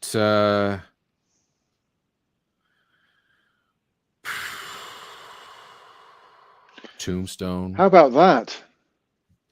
Yeah. Oh my God, that's a lot of fun. Yeah. That's what I'm talking about, Ian. Bring it. Bring it. Do you notice that David Arnold is nowhere on this list? And he wrote two of the greatest scores of all time, Stargate and Independence Day. There's no Elliot Goldenthal. I mean, I know it's 25, but I mean, like, come on. Like, I'm trying to think of here's, Judge Dredd, First Night. You could pick Waterworld.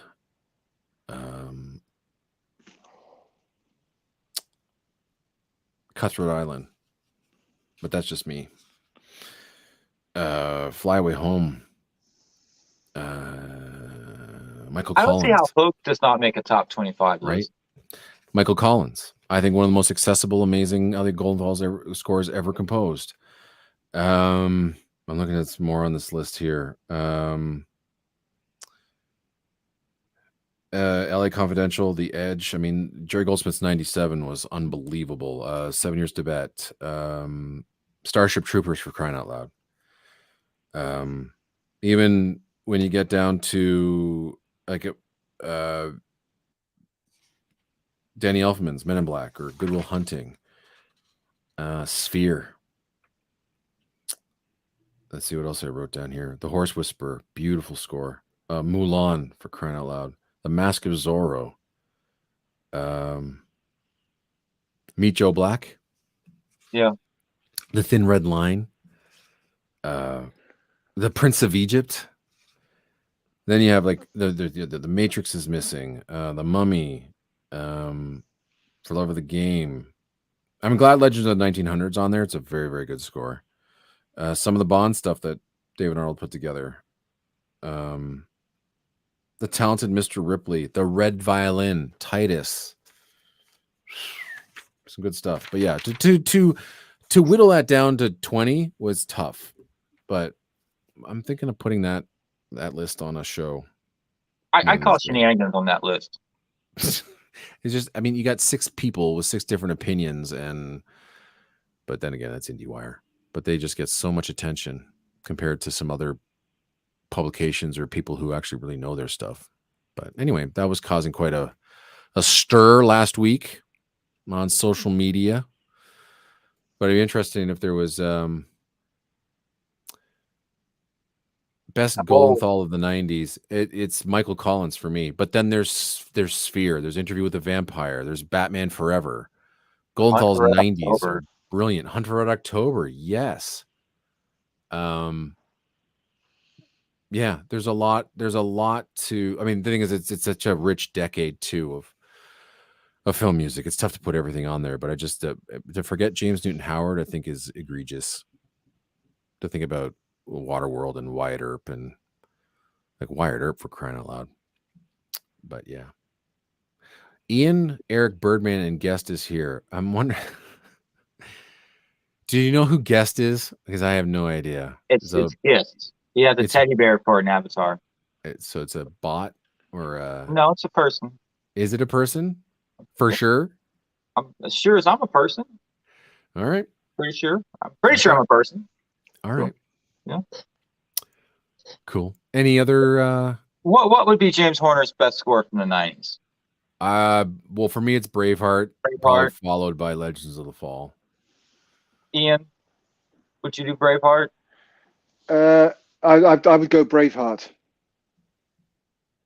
Like you can put almost his whole entire 1995 on that list if you want. There's Apollo 13, Sneakers, Sneakers. Yeah, there's I would go Legends of the Jerry Fall. Goldsmith fund. I'm sorry, Ian? Yeah, Jerry. I was going to say on the Jerry Goldsmith fund, I would have thrown in First Night in there as well. Yeah. Yeah, I have a lot of like Jerry Goldsmith, Russia House, Total Recall. Oh my God, here's one that is completely, totally underrated. Did I put it on my list? I think I did just because it is that good. It was a toss-up between, these are Robert Folk scores, Lawnmower Man 2 or Beastmaster 2 Through the Portal of Time. I don't think I could put that on those lists. I don't think I could put it on the top 20, but man, Beastmaster 2 Through the Portal of Time, only because it contains my second favorite adventure theme of all time. Yeah. So yeah, you're right. Like James Horner's CBS Evening News theme, written in 2006, is one of his best 1990s scores. Yeah, definitely. Absolutely.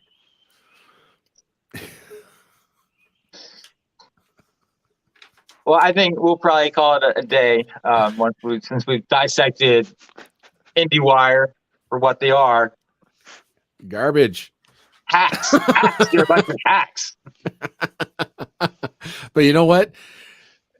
One of my friends, Stephen Wilson, he's right. It's clickbait, and they win every single time. I see their lists pop up in film music circles all the time. They're winning, and you just can't resist. You just can't. Got it. And I mean, it's a list. These are subjective lists, but I'm pretty sure that our lists are better. I remember that video I shared with you, that girl who did like, what was it? The most underrated John Williams scores. And I'm like, this would be interesting. And I'm like, Superman. I'm like, what the hell? What? E.T. And I'm like, what? Have you been sniffing blue? Yeah, that's funny.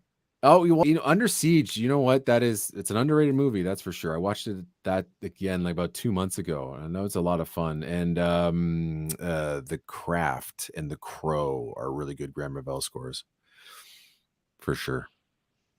And The Shadow doesn't get a lot of love, but I'm glad we have a superhero score like that from Goldsmith.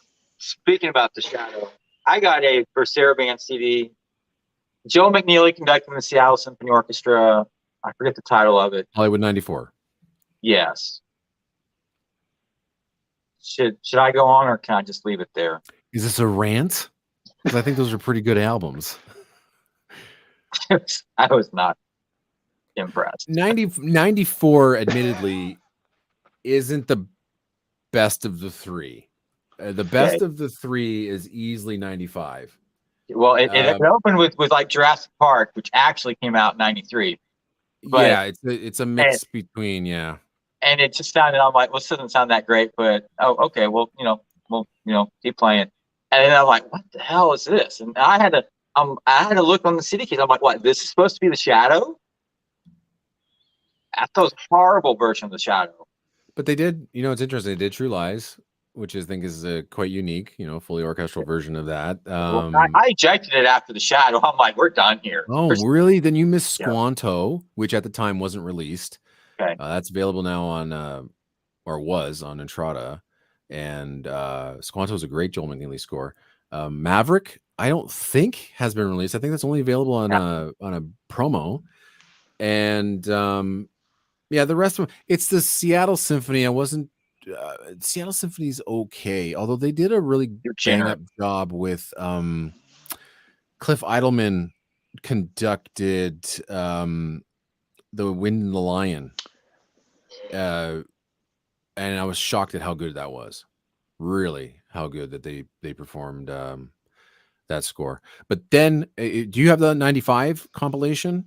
I think so. Yeah, that's where they went back. They went Yeah. over to the Royal Scottish National Orchestra, and they had Jeff Foster recording that album. And I think that, man, they recorded the launch from Apollo 13, and it is incredible. Now, that is a case of a piece that was conducted at a bit of a higher tempo compared to James Horner's, but it really adds much more urgency to the piece. And it's great to hear it just kind of on its own and conducted wild without, click in the movie. So, but they do a bang up job with that. But then that was one of the 2 albums, I think, released around that time that had Goldsmith's Goldsmith's trailer music from Judge Dredd, which I thought was very unique. They do a great job with First Night. They do a great job with Batman Forever. And then that was the first time I ever heard Miklos Rocha's just sumptuous love theme from that Hamilton woman, because he died in 95. And so they did a little tribute to him, and it's beautiful. Absolutely beautiful. It is. And I mean, 96 doesn't get a lot of love, but the Tin Cup suite, which is actually it was called the Master of the Game on the promo, is really nice to have, because again, that's a score that hasn't been released yet. And I played it on my Patreon only show a couple of weeks ago. So I played that album on it. And I hope one day that score gets released. William Ross's Tin Cup is fantastic. But 96 is an interesting curiosity, because it has Phenomenon, again, an album that has never been released except on a promotional cassette. It has McNeely's Flipper, which is really, really neat. So if you've never heard Flipper, it's really good. And Independence Day is not that bad. It's a truncated version of, I think it's The Day We Fight Back. So there's a lot of great tracks on these albums, because you're hearing recordings of cues that you thought you would never hear re-recorded again or performed anywhere else.